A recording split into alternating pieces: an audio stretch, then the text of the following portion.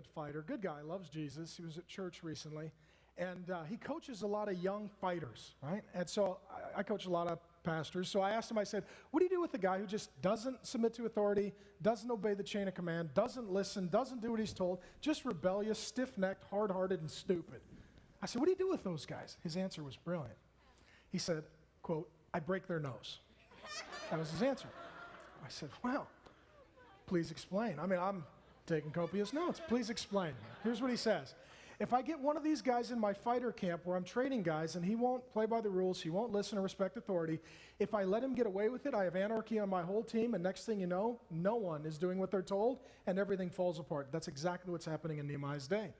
So I warn them, you knock it off, or I'm going to put you in the ring, I'm going to take you down, and I'm going to bust your nose. And if they disobey, disrespect, or disregard me, I put them in the octagon, I take them down, and I bust their nose. Okay? He said, so you'll notice the guys on my team, they all have a crooked nose and a good attitude. The guy's name is Mark Driscoll. He's a pastor at a church called Mars Hill. And I don't know how many of you guys listen to podcasts, but about 10 years ago, I got into a habit of listening to podcasts. Well, then, in fact, I even know when. In 2000, I really got into listening to podcasts because that's when I started farming full-time by myself. So I would download 6 or 7 hours worth of podcast a day, and I would be cleaning pig pens, listening to preaching. I listened to a bunch of different preachers, and Mark Driscoll was one of them. He was what you would consider one of my heroes. In fact, I have a picture of him. Yeah, there he is, and that's him preaching at Mars Hill in Seattle, Washington. A little bit about that church. He started it in his home in 1996. In 1999, it became about a 350-member church. And I don't know how much you know about Seattle, Washington, but it's a difficult place to get people to come to church. It's very liberal. But by the year 2006, they had between 4,000 and 5,000 people coming every Sunday to Mars Hill. And in 2014, in 14 different locations, they had between 12,000 and 13,000 people coming to Mars Hill to listen to Mark Driscoll. The next guy I want to show you, or one of my other heroes, is a guy named Perry Noble. And you might recognize the other two people on either side of him. So Perry Noble started a church. It's called New Spring. It's in Anderson, South Carolina. And I'll tell you what, he is so funny that my daughter Allie used to like to listen to him because he was the funny preacher, okay? Unlike what you guys have to deal with every Sunday. He started this New Spring Church. He was the founding pastor in the year 2000. And right now, this morning, in Anderson, South Carolina, New Spring Church, in its 15 different locations, will see 30 to 32,000 people because of how he got them started. So see, church, the church family, can be small gatherings or large gatherings. But as we've been talking about, church is God's family, regardless of size. The church in Acts chapter 2, we've talked about it a couple different times. When it started on the day of Pentecost, 3,000 people came to Christ that very day. So the first church was a mega church. But then throughout the book of Acts, as you weave through it, there's a number of churches that, or in the letters that Paul writes to people, he says, greet the people, greet the family, greet the church that meets in your home. So a church can be as small as a home church or as large as a 32,000 mega church. But in every church, there are rules. There's established authority. Last week, if you remember, I talked about it and weaved myself around it a little bit. There's roles for men and women in the church. Today, if we go to 1 Timothy, the 3rd chapter, Paul is continuing his lessons to this young pastor, and he's saying, this is how you church. This is how you get people in leadership roles in the church. This church is governed by 4 elders. I don't believe that number is set. It's just currently we have 4 elders. So Gary Dietrich and Steve Dietrich, Harold Dykstra, and Jerry. Everyone knows Jerry just as Jerry. He's like Elvis. He just needs one name. They are the elders of this church. They are the shepherds of this church. They're the ones who are over the church. We also have a church board that kind of takes care of the financial, the day-to-day stuff.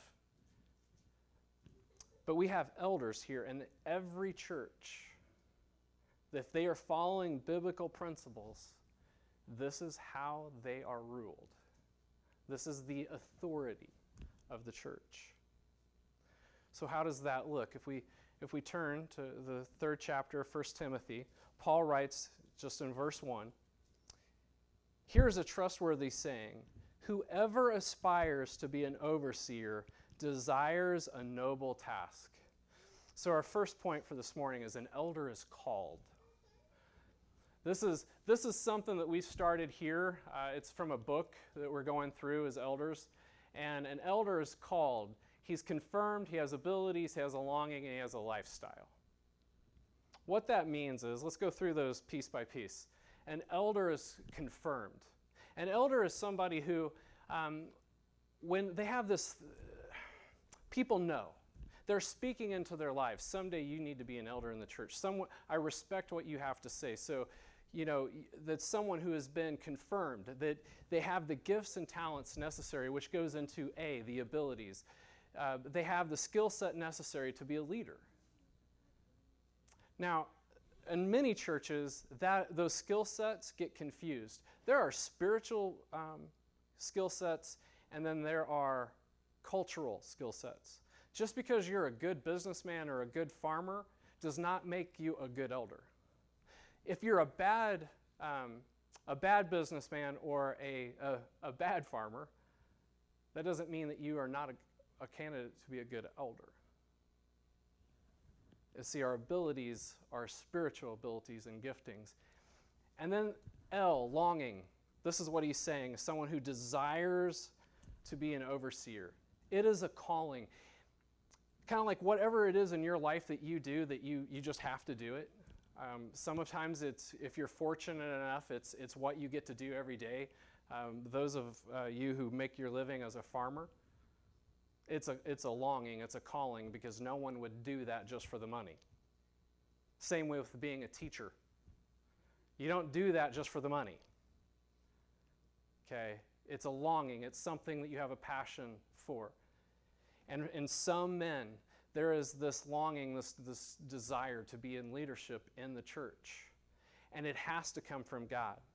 And the reason I say that is because James, in his letter in the 3rd chapter, he writes, "Not many of you should become teachers, my fellow believers, because you know that we who teach will be judged more strictly. We all stumble in many ways. Anyone who is never at fault in what they say is perfect, able to keep their whole body in check." So see, whether you realize this or not, those who are willing to submit to being elders at a church or a pastor of a church, we are judged by you. Not by you, like you get to judge us, but by you, your behavior, by your spiritual maturity. That's what we are judged upon. When we don't just get judged upon how our own behaviors, we get judged upon how well we shepherd. So it has to be a longing, because no one would agree to that. How many of you want your judgment based upon how your family acts or how your neighbor acts? But that's what an elder or a pastor gives into. And finally, lifestyle. I would hope that if somebody, when you just realized who the elders were in the church, didn't go, oh my, I can't believe he's an elder. I see how he acts.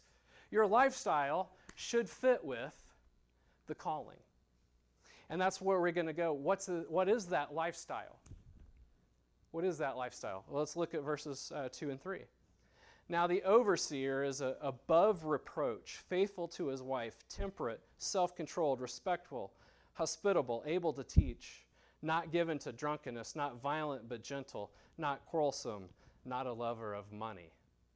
So an elder is a person, but they are not perfect. I thought about giving everybody a little stone when you walked in, so that whoever in here is perfect, they could throw the stone at the elders. All right? Not me, I'm not an elder here, but the elders. See, because when you look at that list, and there's another list in Titus, and there's even more details in other parts of the scripture about what it takes to become an elder, what it needs to be as your lifestyle. I guarantee you, because I've had this conversation with all four of them, our elders, when they read those lists and when they think about what they are, they don't feel like they're qualified.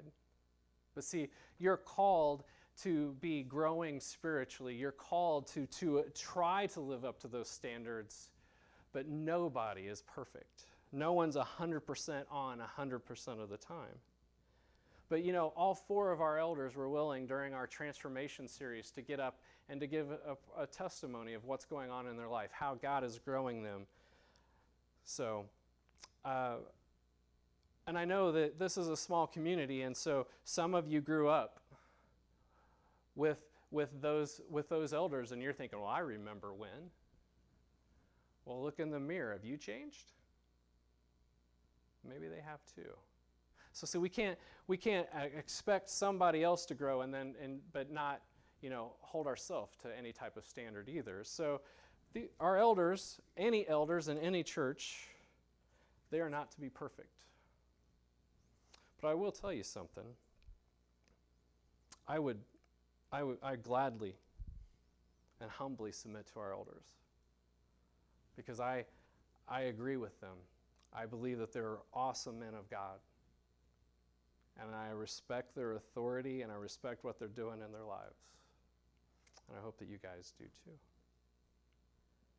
Let's continue. He must manage his own family well and see that his children obey him. He must do in so a manner worthy of full respect. If anyone does not know how to manage his own family, how can he take care of God's church? So an elder, family comes first. That's probably not exactly how you just read that, but that's what I want to make sure that we understand as a church. Elders have home lives. Okay? The church is a family, and they have to take care of this family. But first and foremost, an elder's responsibility is his own family. Because if they can't and don't lead well in their own family, then they can't lead and do well in the church family. Unfortunately, too often, pastors and elders are willing to sacrifice their own family at the altar of the church. I don't know how many, most of you have probably at least heard of him. There's a James Dobson. James Dobson's focus on the family, he's probably in his 70s, has been speaking for the Christian family for 50 years. But in his book and in the story of, it's actually a learning DVD series that our church did one time, he talks about his own father was a traveling evangelist. And James Dobson, this great man who talks about families and has taught many people how to raise their own family, when he was a teenager, his mom made a phone call to his dad, and she said, "I need you home." James Dobson, he hadn't done anything too radical. He wasn't too out of control yet. But he was just starting to go down the wrong path because his dad was always on the road. His mom said, "I need you home." James Dobson's father canceled all his speaking engagements and he went back to Texas and he took on a small little community church. He used to speak in front of thousands, but he took on a pastorate at a little bitty church so that he could be at home for his son because he refused to sacrifice his family for the bigger church. See, one of the things that one of my mentors spoke into me is that the church can get a different pastor, but your children cannot get a different father. You got to be a dad first. So we have to allow our elders to be fathers first. Let's read verse 6. He must not be a recent convert, or he may become conceited and fall under the same judgment as the devil. So an elder must be spiritually mature. And I want you to understand this, that being an elder, I mean, the terminology can get a little confusing. Being an elder is about your spiritual maturity, not your physical age.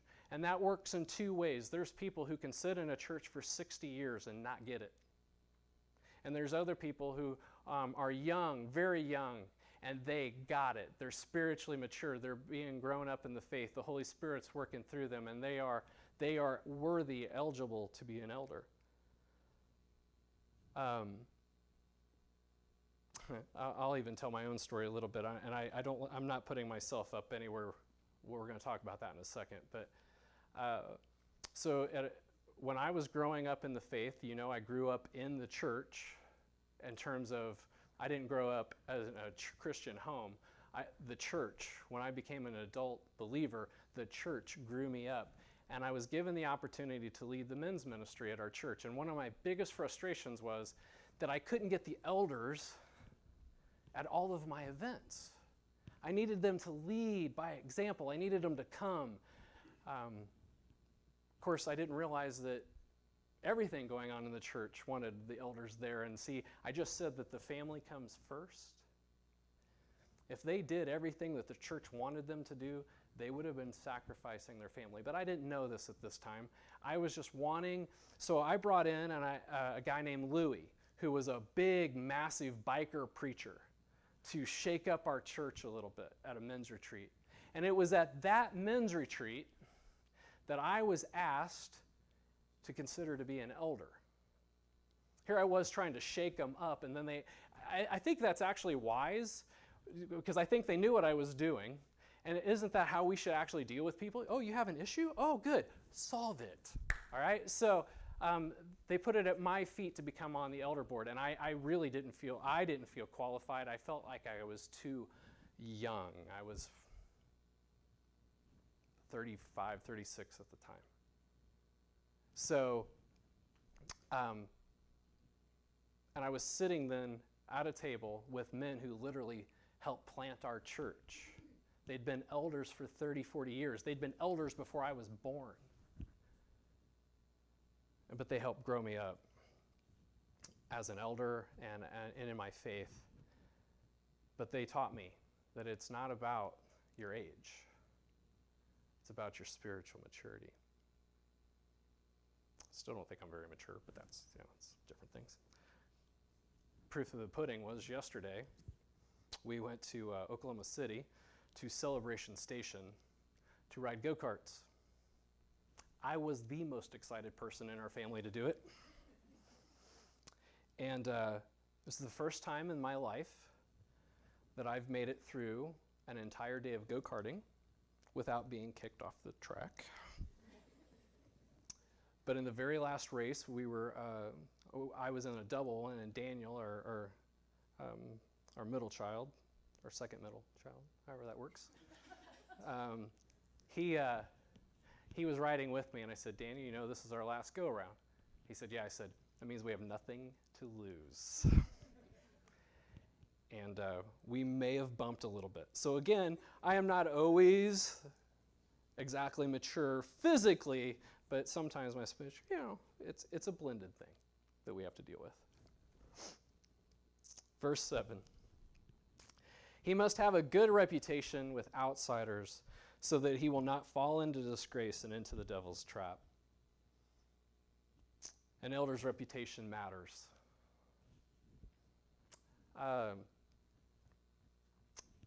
Again, that comes back to, if someone finds out who our elders are in this church or in any church, it should not be a shock. Their lifestyle in the community should fit with their calling as elders. But again, I want us to understand that that's for all of us. I mean, I've actually had this happen, so this isn't just something that I don't want to happen to you. But when a coworker asks you how your weekend went, and you said, great, and we did this at church, and they go, oh, you go to church? I would have never guessed. What's that say about how you usually act at work or around your neighbors? It shouldn't be that way. And it really can't be that way with elders. The elder process that I was accustomed to, names come before the church. They're asked, and the church has a 2-week window to write letters on those individuals in case they know of something that's happened in the community in which are a good biblical reason why that elder should not serve in the eldership. And I know for a fact that there was an opportunity one time, a name was presented, and the reason that there was actually a number of people who signed the letter. It had to be signed letters, by the way. There is no room. This is free advice. There's no room in the church for anonymous. Okay? There's no room for anonymous letters or anonymous critiques or criticisms. If it's not biblical and it's not worthy of your signature, then it's not worthy to be heard. So anyway, you had to sign these letters, and the reason was this man's behavior on the basketball court during playing pickup basketball games. The people said, we've watched him in public play pickup basketball. And he is an embarrassment to himself, and he'd be an embarrassment to our church. So your reputation matters. Let's skip down to verses 14 and 15. Although I hope to come to you soon, I am writing these instructions so that if I am delayed, you will know how people ought to conduct themselves in God's household, which is the church of the living God, the pillar and foundation of the truth. So we are all part of God's family. And as part of God's family, we need to know how to live and how to live our life. And the elders are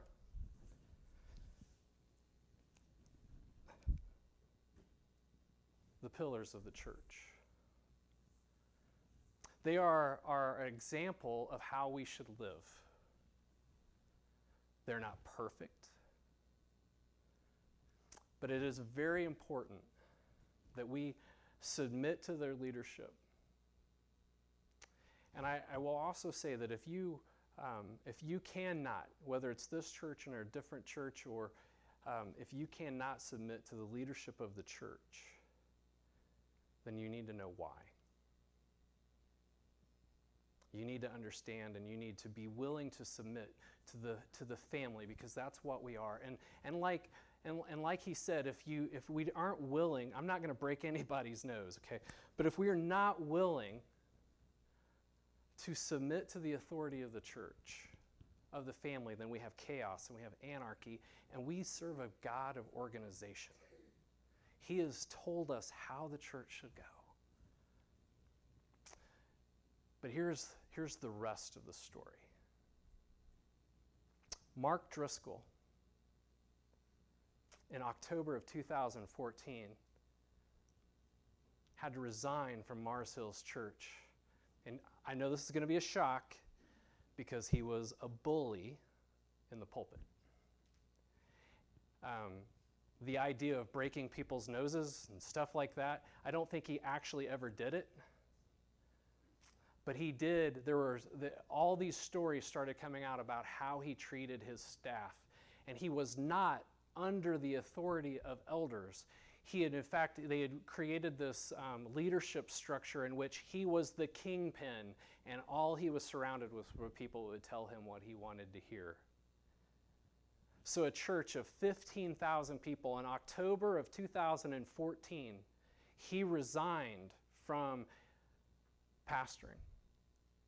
By January of 2015, 3 months later, Mars Hills Church was closed. It was gone, the entire organization.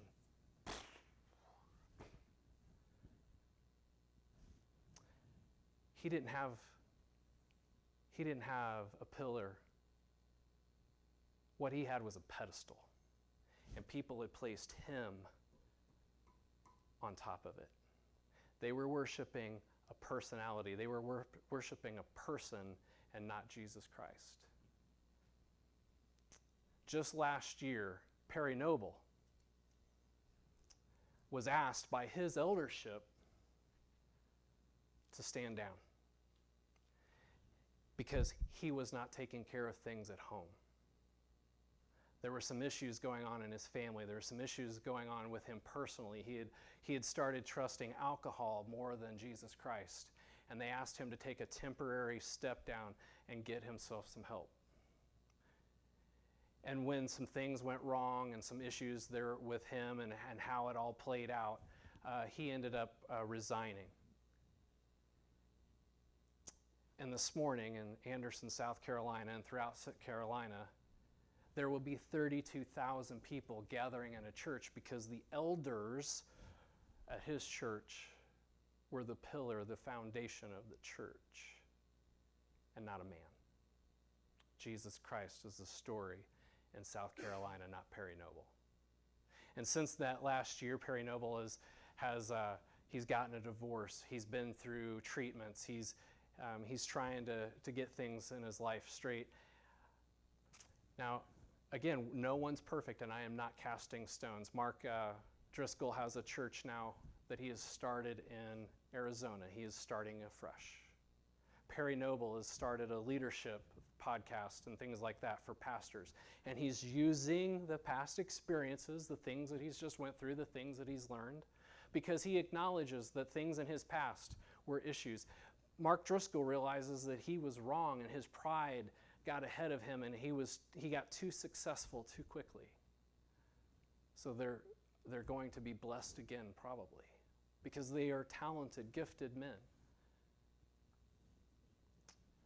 But no church can be based upon one person.